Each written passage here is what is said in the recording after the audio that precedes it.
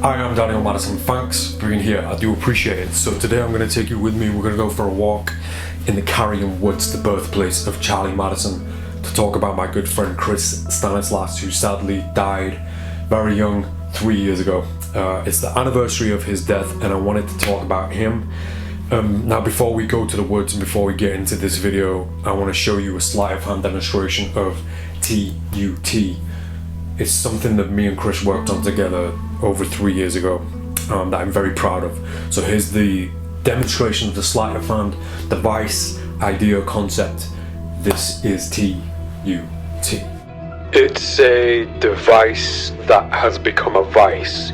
It's a device that has become a vice. The vice is the device. It's that useful thing that helps you. It helps you. It's a device that has become a vice. It's a device that has become a vice. The vice is the device. It's that useful thing that helps you. It helps you. It helps you. It's T.U.T.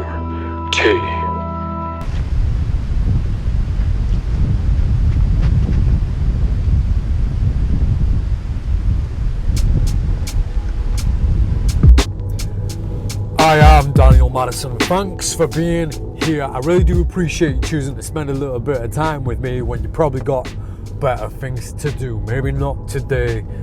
I guess this is another episode of Driving with Madison.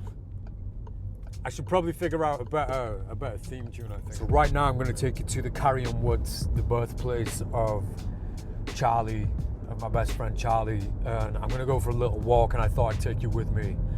The 22nd of September was the 3-year anniversary of the passing of one of my closest friends, Chris Stanislas.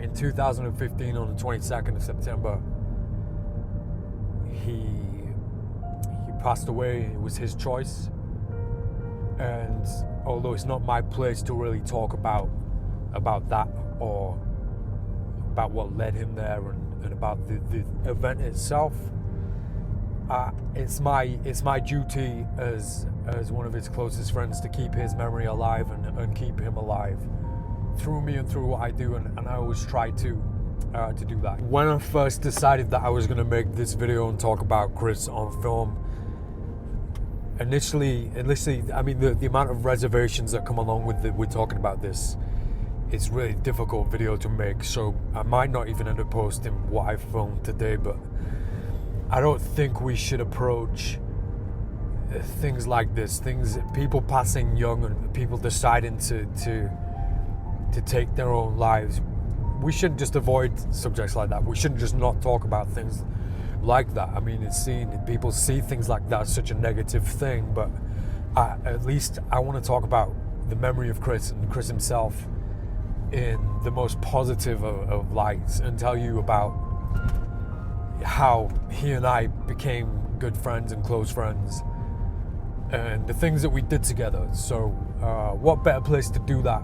I've been struggling a lot processing it in my mind, not only for the fact that it's been 3 years already since it happened, but the fact that it feels like it was only 3 days ago. And you know, before I pull the car in and jump out and talk to you guys, the subject itself shouldn't be something that isn't spoken about, and it shouldn't be seen as something that we can't speak about. It's a part of life. It's a part of everyday life, and it's a huge part of life, in fact. And one of the things that I've done constantly, continuously, since I was a kid, since I was 10 years old, is confront the idea of death on a daily basis, and I've made it a huge part of my existence and my life. I have a very healthy relationship with death itself, with what it is, what it means, and the fact that, you know, we're only here for a little bit.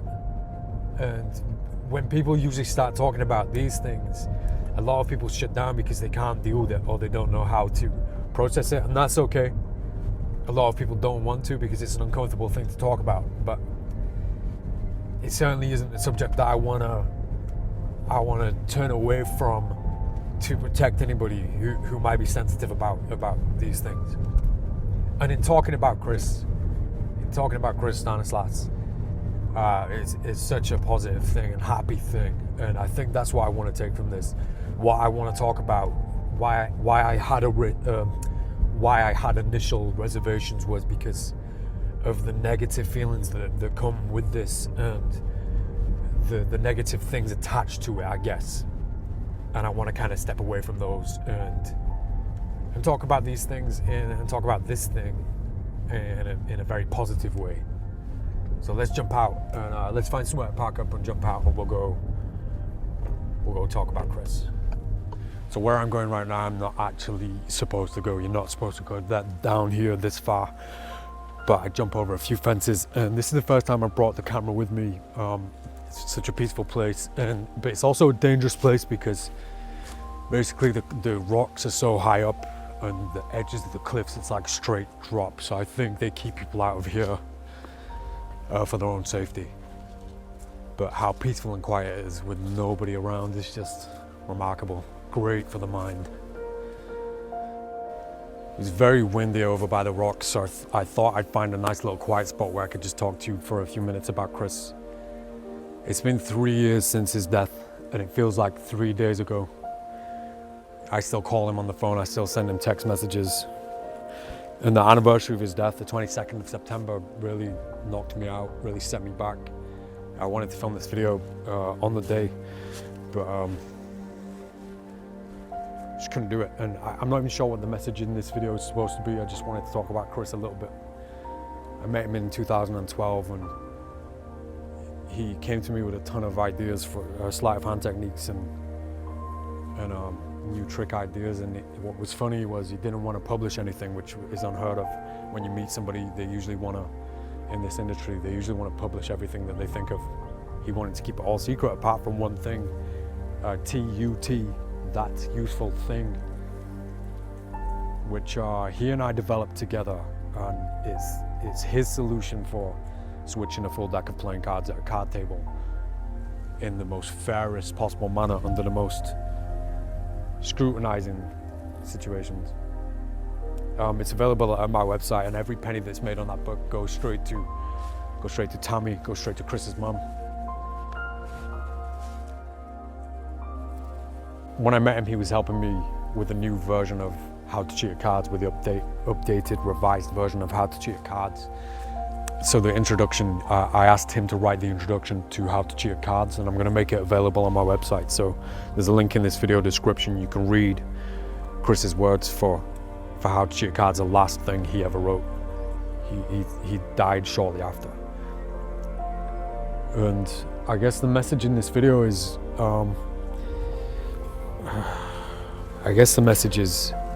don't leave the world the way that you found it. Chris didn't. He wasn't here for long, but in the time that he was here, he changed so many people's lives. He had a huge impact on people's lives, and he had the biggest impact on mine. There's not a day that goes by that I don't miss him. Just don't leave the world the way that you found it.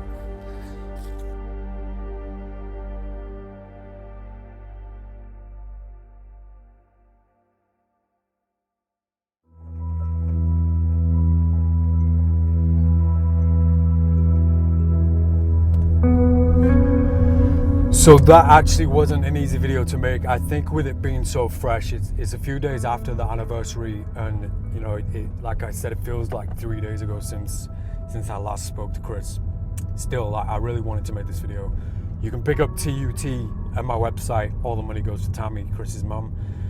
And the PDF, the first few pages of How to Cheat at Cards, you can download them in this video description, just so that you can read the last thing that Chris ever wrote. I've said it before, I'll say it now, and I'll keep saying it. We all have the ability, we all have what it takes to change the world.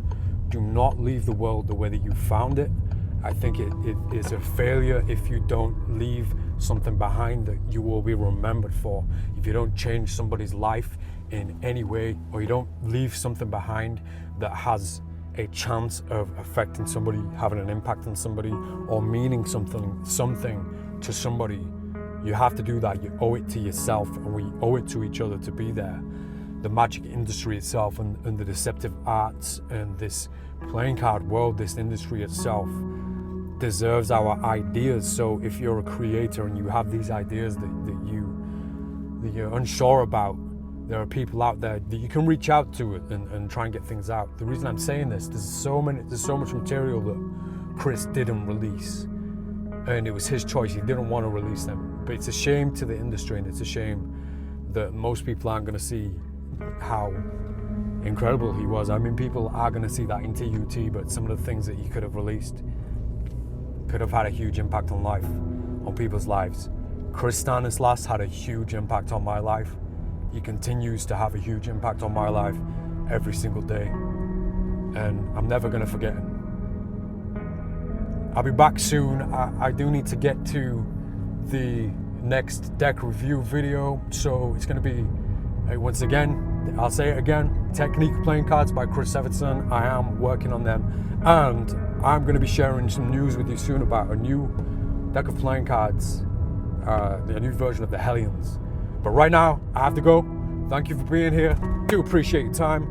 I'm Daniel Madison, and this has been episode number 3 of Driving with Madison.